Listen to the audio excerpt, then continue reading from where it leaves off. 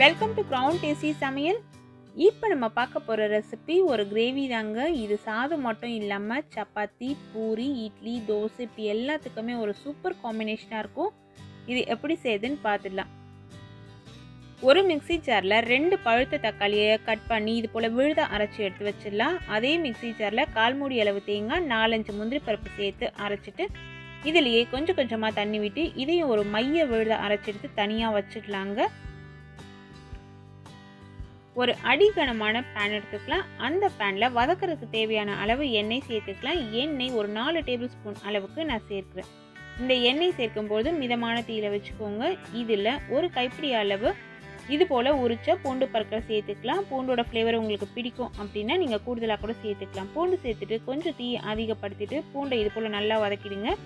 இதில் ஒரு medium size வெங்காயம் நல்லா பொடியாக கட் பண்ணி அதை எடுத்து இதில் சேர்த்துடலாம்.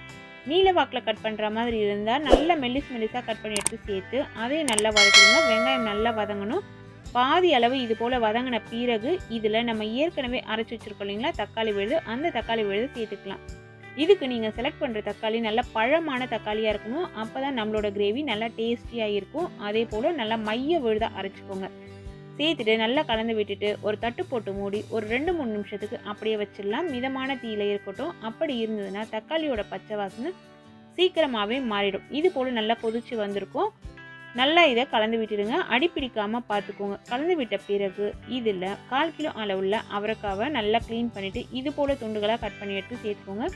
ரொம்ப பெருசாகவும் வேணாம், ரொம்ப சிறுசாகவும் கட் பண்ணாதீங்க. இது போல் ஒரு 1 சென்டிமீட்டர் அளவுள்ள துண்டுகளாக நீங்கள் கட் பண்ணி எடுத்து சேர்த்து நல்லா கலந்து விட்டுடலாம். இப்போது இந்த கிரேவிக்கு தேவையான அளவு மஞ்சள் பொடி சேர்த்துக்கலாம். 1/2 டேபிள் ஸ்பூன் அளவு மஞ்சள் பொடி நான் சேர்க்குறேன். கடையில் வாங்குகிற மஞ்சள் பொடியாக இருந்ததுன்னா நீங்கள் 1/4 டேபிள் ஸ்பூன் அளவு சேர்த்துக்கோங்க. 3/4 டேபிள் ஸ்பூன் அளவுக்கு உப்பு சேர்த்துக்கலாம். உப்பு சேர்க்கும்போது கவனமாக சேர்த்துருங்க. குழம்புக்குன்னு நம்ம மிளகாய்த்தூள் அரைச்சி வச்சுருப்போம் இல்லைங்களா, அந்த குழம்பு மிளகாய்த்தூள் 3 டேபிள் ஸ்பூன் அளவுக்கு சேர்த்துட்டு சோம்புத்தூள் 1/2 டேபிள் ஸ்பூன் அளவுக்கு சேர்த்துக்கலாம். சோம்புத்தூள் இல்லை அப்படின்னா பரவாயில்ல, நீங்கள் ஸ்கிப் பண்ணிடலாம். இதில் இப்போது 1/2 லிட்டர் அளவுக்கு நல்லா கொதிக்க வச்ச தண்ணியை சேர்த்துருக்கேன். ரூம் டெம்பரேச்சரில் இருக்கிற தண்ணியாக இருந்தாலுமே பரவாயில்ல. ஆனால் நம்ம சமையலில் நடுவில் சேர்க்கும்பொழுது நல்லா சூடான தண்ணி சேர்க்கறது நல்லது. சேர்த்துட்டு தீயை கொஞ்சம் அதிகப்படுத்திட்டு தட்டு போட்டு மூடி ஒரு 5 நிமிஷத்துக்கு நல்லா வேக விட்டுடுங்க. அவரைக்காய் நல்லா சாஃப்டாக வெந்திருக்கும் நமக்கு. இப்போ 5 நிமிஷம் ஆயிடுச்சு. நான் தட்டை ஓப்பன் பண்ணி பார்த்து நல்லா கலந்து விட்டுட்டேன். அவரைக்காய் பாருங்கள் நல்லா கலர் மாறி வந்திருக்கு. இந்த சமயத்தில் ஏற்கனவே நம்ம அரைச்சி வச்சுருக்கோம் இல்லைங்களா விழுது, அந்த விழுதை சேர்த்துக்கலாம். தேங்காயும் முந்திரி பருப்பும் சேர்த்து அரைச்ச விழுது. முந்திரி பருப்புக்கு பதிலாக நீங்கள் கசகசா கூட சேர்த்து அரைச்சிக்கலாம். ஆனால் கசகசா அரைக்கிறதா இருந்தால் நல்லா ஊற வச்சுட்டு அதுக்கு பிறகு சேர்த்து அரைச்சிக்கோங்க. தேங்காயும் ரொம்ப முத்தின தேங்காயும் இருக்கக்கூடாது, இலசான தேங்காயும் இருக்கக்கூடாது. நல்ல பதமான தேங்காய் சேர்த்திங்கன்னா இந்த குழம்பு ரெசிபி ரொம்பவே டேஸ்டியாக இருக்கும்.